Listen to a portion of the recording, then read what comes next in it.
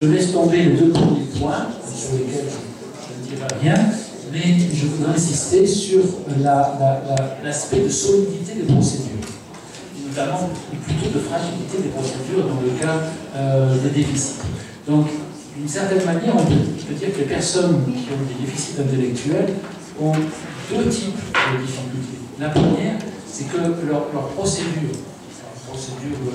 visuelle, verbale, motrice, etc., psychomotrice, ne sont pas nécessairement solides. Ça prend plus de temps pour être acquis et ce n'est pas toujours totalement efficient. Donc il peut y avoir, et il y a, un déficit du côté de la solidité des procédures. Bon, il y a une procédure qui, je vais donner un exemple à l'instant, une procédure qui me paraît importante dans les premiers apprentissages en général, numérique en général, c'est la procédure de suivi ordonné d'alignement. Donc c'est la procédure qui consiste à, sur un alignement, je pose mon doigt sur où je vois, je regarde successivement, en allant dans le même sens, sans en oublier, en allant jusqu'à la fin. Cette procédure est très importante parce qu'elle est mobilisée en permanence, nous savons, les enfants dyspraxiques ont des difficultés visiomotrices de ce côté-là, qui vont avoir des problèmes du côté du nom. Alors, des procédures comme ça, elles vont être efficaces, elles pourront être un point de départ et un support efficace à la conceptualisation si elles sont effectivement solides. Si elles ne le sont pas, ça sera un peu plus difficile. Et puis, la seconde difficulté de façon fondamentale, c'est le problème de la conceptualisation elle-même, parce que ça suppose, comme on l'a dit tout à l'heure, un fonctionnement efficace, une représentation. Le langage est un des outils de ce travail, de ce traitement. C'est un outil de conceptualisation, c'est pas le seul, mais sans doute il est important. C'est qu'il peut y avoir des déficits dans ce domaine. Donc je vais juste un exemple pour la fragilité des procédures. Bon, donc c'est la procédure que j'ai indiquée tout à l'heure, la procédure de suivi ordonné d'alignement, tac, tac, tac, tac, très bien. Alors ça c'est encore Angèle, c'est pas un problème, c'est encore Angèle, quel âge elle avait là? Elle avait 3 ans, donc je lui ai dessiné une petite chenille, et puis j'avais dit tu vas faire un petit gribouillis, je la fais pas colorier, sinon il sera encore, tu vas faire un petit gribouillis dans chaque comment on dit, dans chaque anneau de la chenille, tu vas partir à la tête, et puis tu vas aller vers la queue. C'est moi qui notais l'ordre dans lequel elle a fait ça. Ça va? Donc c'est pas mal débrouillé. Hein. Ça a bien marché. Ce truc, elle a fait dans l'ordre à peu près. Moi je ne vois pas exactement, mais je me souviens que ça fonctionne. Ça va? Très bien. Alors, ça va faire plaisir aux enseignants que vous êtes. Ça, c'est 3 jours après. 3 jours après. 3 jours après, je recommence. Alors, vous allez me dire, oui, mais c'est qu'elle n'avait plus envie, qu'elle pensait que quand même, elle n'allait pas passer ses vacances avec son grand-père, sa grand-mère, à faire des machines comme ça tout le temps. D'accord, je suis d'accord avec vous. Il pouvait y avoir un problème motivationnel qui fait qu'elle n'était pas très attentive. Mais ça montre quoi? Ça montre qu'elle était capable de le faire quand elle était attentive. Donc, quand il y avait un traitement attentionnel, elle peut le faire. Mais ça lui demande évidemment beaucoup d'attention. Et si elle se contrôle bien, ça va y arriver. Et puis quand la motivation et l'attention qui est liée n'est plus au rendez-vous, on s'aperçoit que c'est un peu le même. Alors ça veut dire quoi? Ça veut dire que sa procédure, elle est en train, la procédure de suivi ordonné d'alignement, elle est en train de se construire. Elle se construit de manière intentionnelle, elle n'a pas encore été suffisamment construite, représentée pour être solide. Et si vous allez travailler, si vous vous appuyez sur ce type de procédure qui n'est pas suffisamment solide, vous avez du mal à la faire utiliser pour comprendre ce que c'est que l'ordre. Parce que quand elle fait ça, elle construit, quand elle ne se trompe pas, elle construit de l'ordre. Elle ne le sait pas, mais elle construit de l'ordre. Et si elle n'est pas suffisamment solide, ça va être fragile. Donc la première difficulté qu'on va rencontrer avec les personnes mentales, peut-être la fragilité de ces connaissances procédurales de base, parce qu'il faut s'assurer qu'elles soient suffisamment solides pour ensuite pouvoir travailler avec elles. Bon, je vais simplement passer, je vais pas développer ça sur les déficits des capacités de base, perceptives, mnésiques, etc. Bon, c'est bien connu, y compris âge mental égal. Bon, dans un certain nombre de tâches, on obtient des différences, et c'est clair que c'est une entrave à la conceptualisation, parce que ça va peut-être moins vite, ça prend l'information prise est moins importante, elle est de moins bonne qualité, etc. Je ne vais pas développer ces exemples. Là, c'en est un du côté de l'inhibition. Les gens qui sont familiers des tâches de barrage, on ne va pas. Voilà. Donc, c'était simplement pour souligner que il peut y avoir, c'était mon premier point là, pour souligner qu'il y a des limitations des capacités de traitement de l'information. Elles sont là, elles sont présentes, et quand nous intervenons en tant que psychopédagogue, on fait avec. Deuxième entrave, les stratégies cognitives. Bon, là, vous avez une liste de stratégies mnésiques qui ne sont pas utilisées de manière systématique, fréquente, par les personnes présentant des retards mentaux. Y compris la première, qui est des stratégies mnésiques les plus évidentes, qui est l'autorépétition. Donc l'autorépétition est quelque chose qu'on peut faire acquérir. C'est pas facile. Et il me semble que, ouais, c'était mon propos tout à l'heure, il me semble que quand on travaille sur les stratégies, qu'elles soient mnésiques, perceptives, attentionnelles, tout ce que vous voulez, il faut penser aussi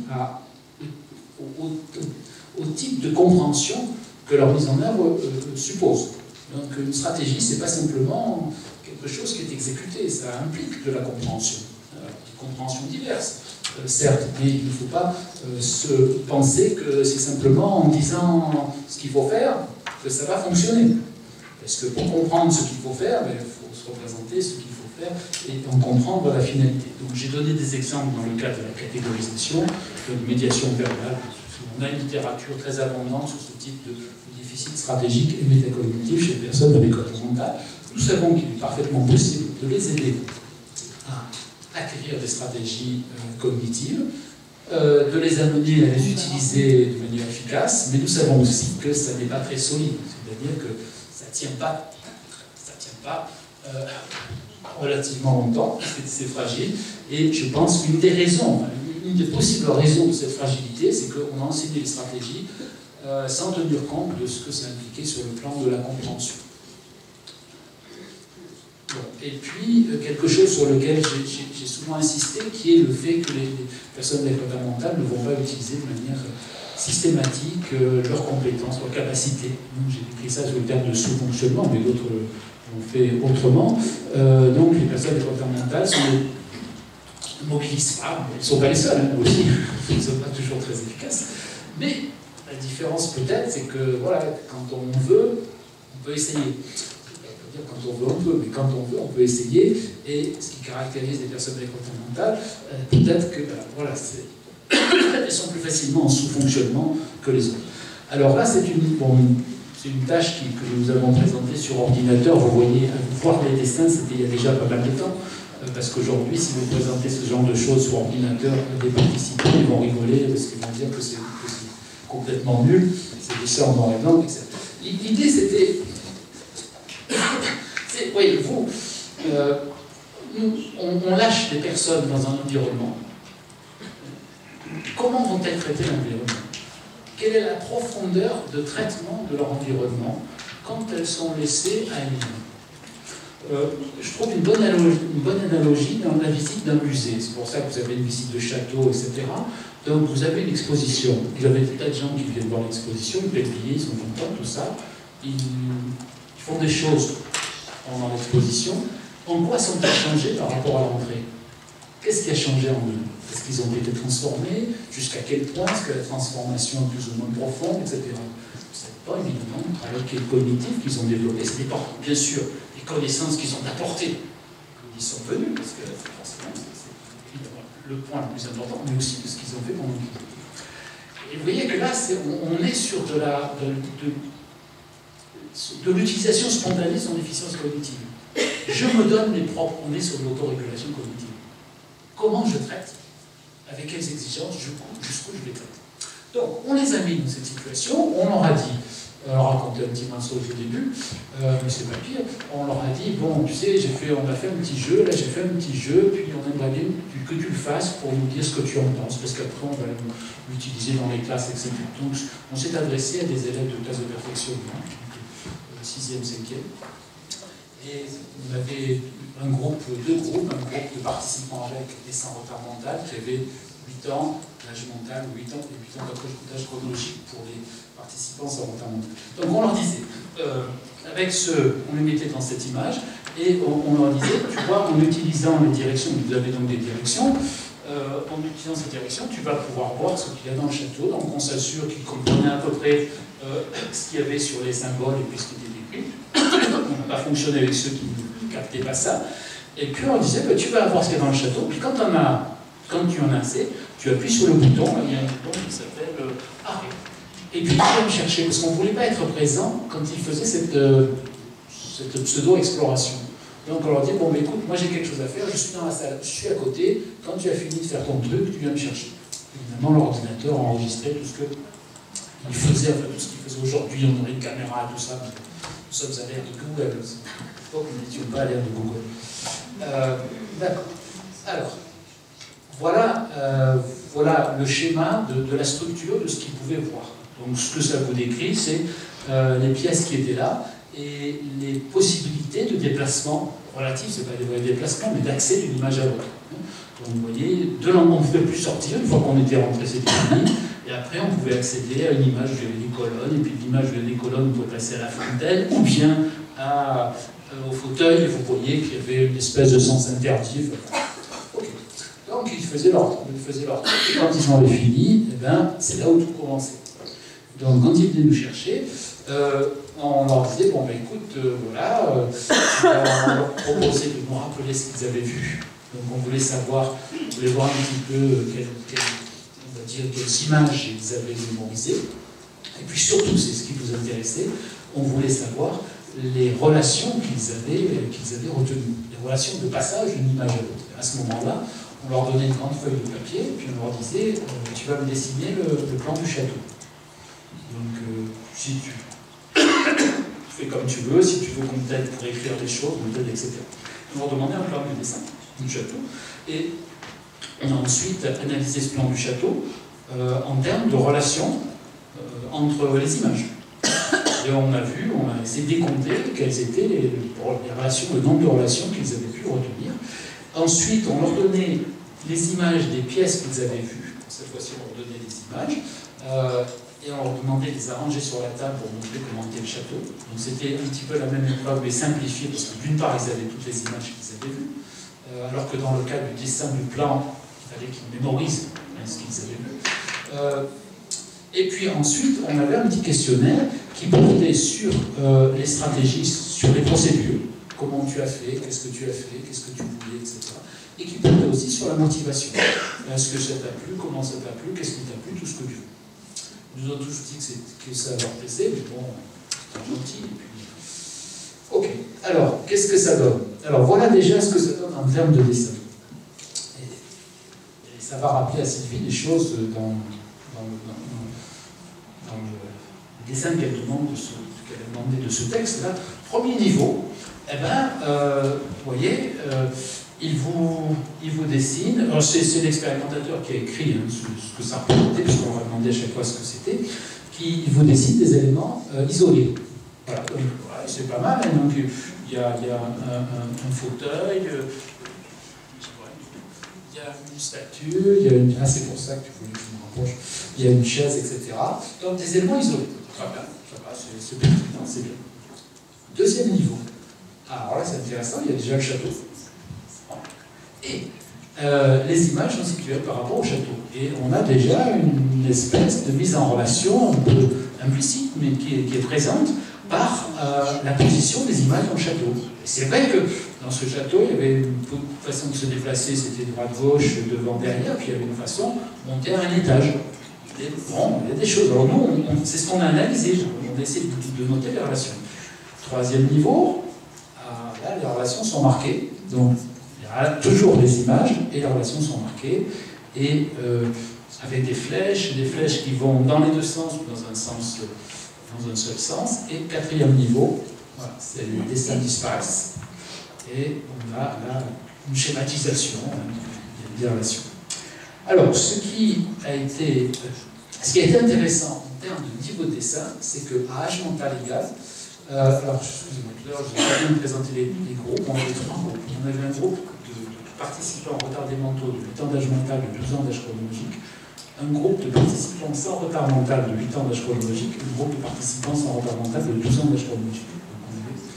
On a encadré bien âge chronologique et âge mental. Pas de différence en termes de niveau à âge mental égal entre les 8 ans avec et sans retard mental. Je dois dire que je distribue un peu de pas. Par contre, les 12 ans sans retard mental, c'est eux qui nous ont donné les derniers schémas. On n'en a pas trouvé chez les autres, c'est normal. Ça ne tient pas.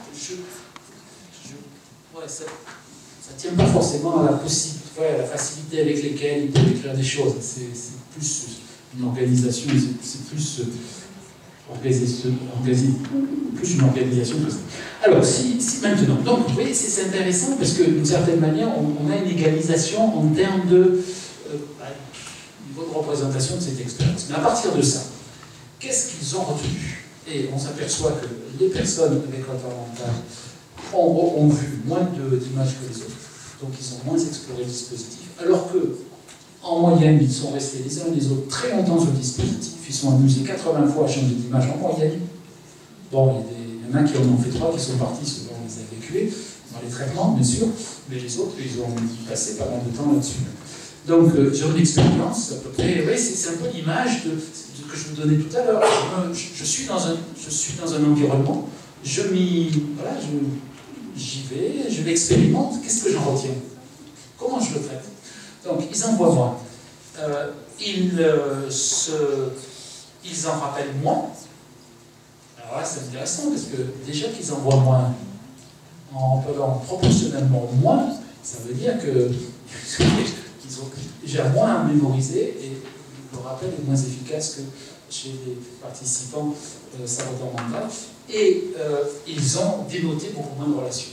Ils ont dénoté beaucoup moins de relations que les autres participants. Au niveau des procédures, eh bien, on voit que l'exploration, parce qu'on notait tout ce qu'ils avaient fait, l'ordinateur notait tout ce qu'ils avaient fait, on voit que tout ça c'est plus segmenté, c'est par lieu, on comprend pourquoi ils sont moins efficients, hein.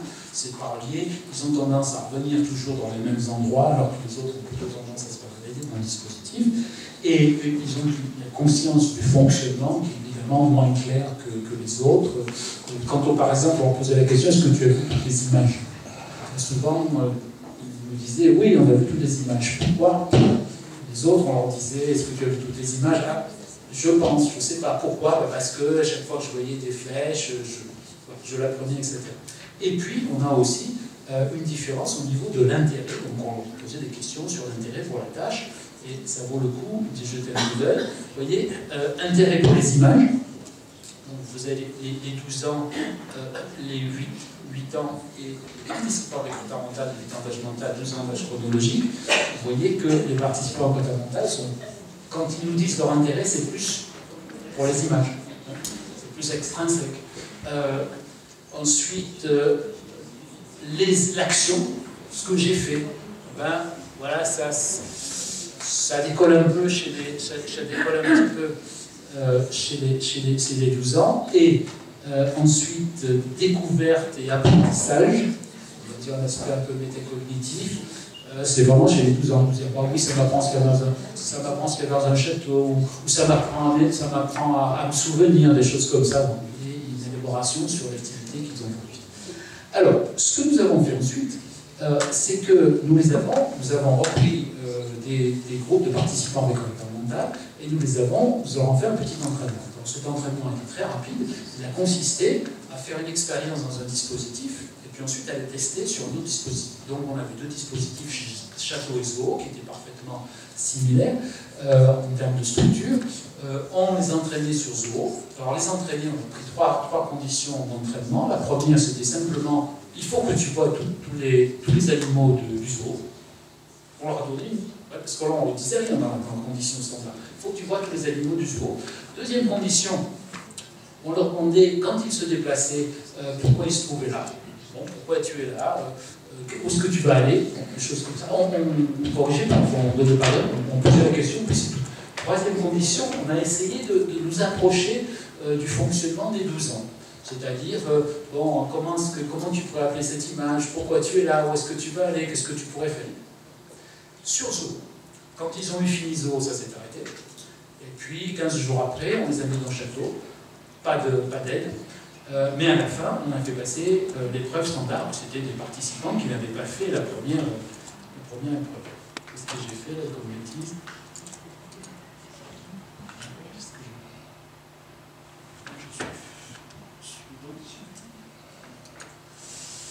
Bien, alors vous avez là des résultats de cet apprentissage. Donc, avec les participants sans retard mental, nous n'avons pas fait de... Oui, c'était un apprentissage très modéré. Hein. Une fois, ça a duré, on a contrôlé le nombre de déplacements, etc. Ça a été rapide. Et on s'aperçoit que, alors ce que vous avez en bleu foncé, ce sont les relations dénotées sur le plan du château. Et vous voyez que, voilà, après une petite intervention minime, qui était suscitée par des questions, on les amène à avoir une efficience à peu près équivalente à celle des participants sans retard mental. Alors, on ne les a pas transformés pour la vie. Hein. Et ça montre que, vous voyez, cette capacité à utiliser de manière plus efficace leurs compétences. Ils les ont, puisque nous, on leur a posé des questions. C'est vrai, ils ont fait ce qu'ils ont voulu, hein, des questions. Ils y répondaient comme ils voulaient, c'est pas le problème.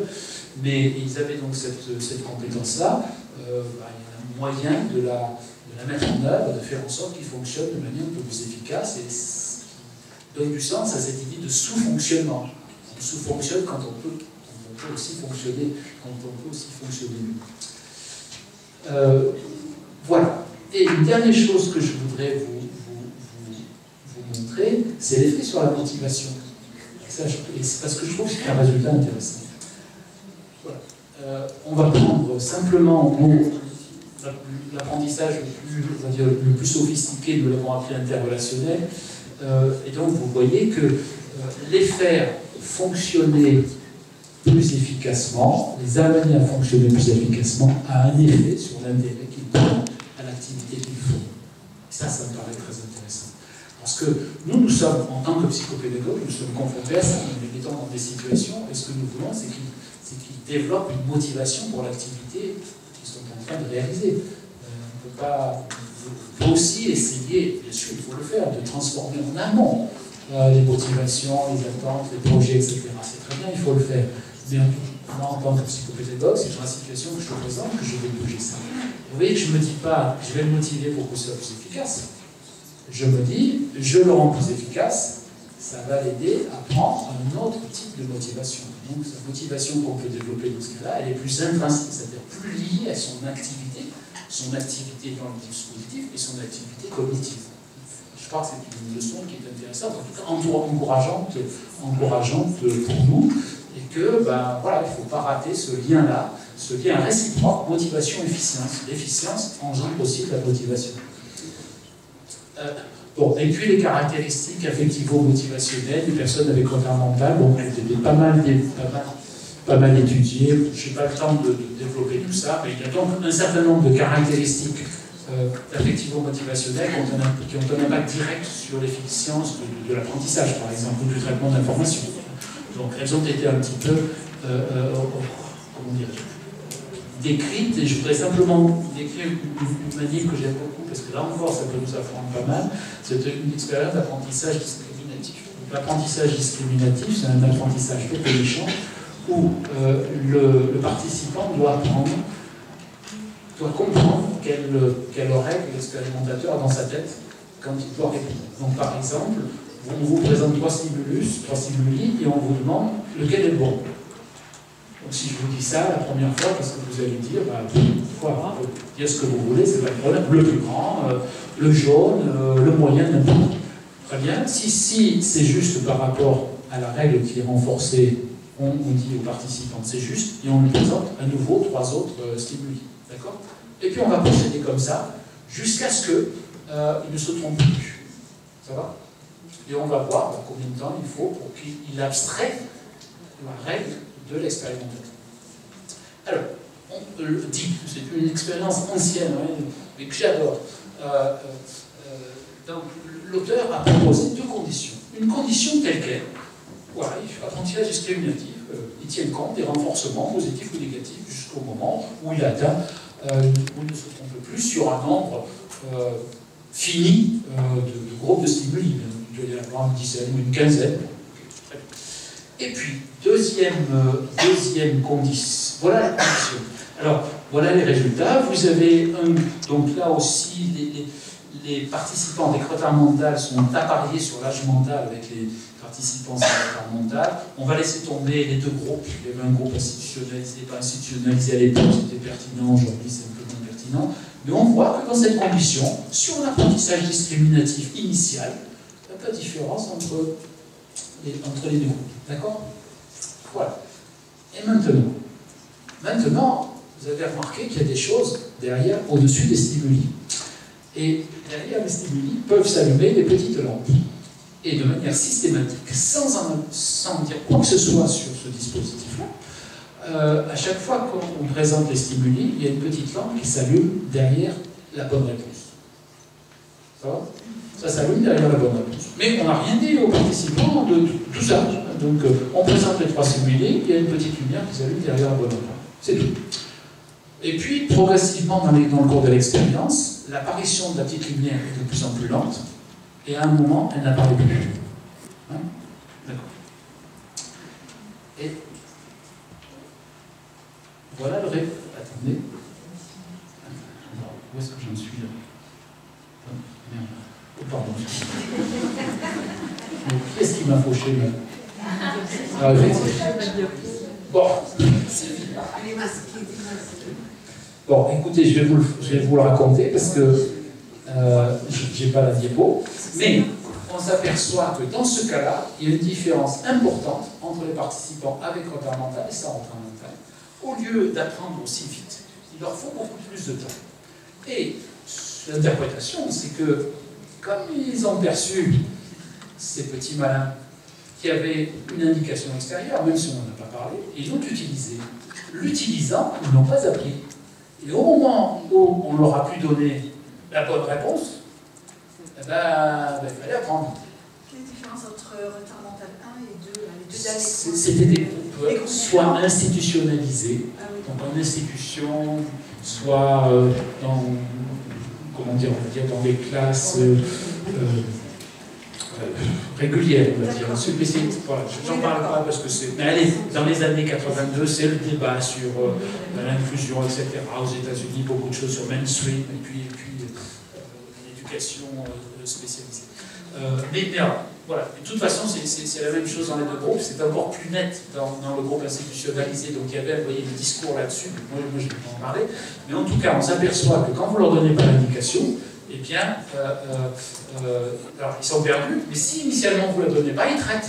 C'est-à-dire quand ils ont le choix, ils ont tendance à s'appuyer sur la pédagogie du sourcil. C'est ça, donc ils regardent le sourcil de l'enseignant.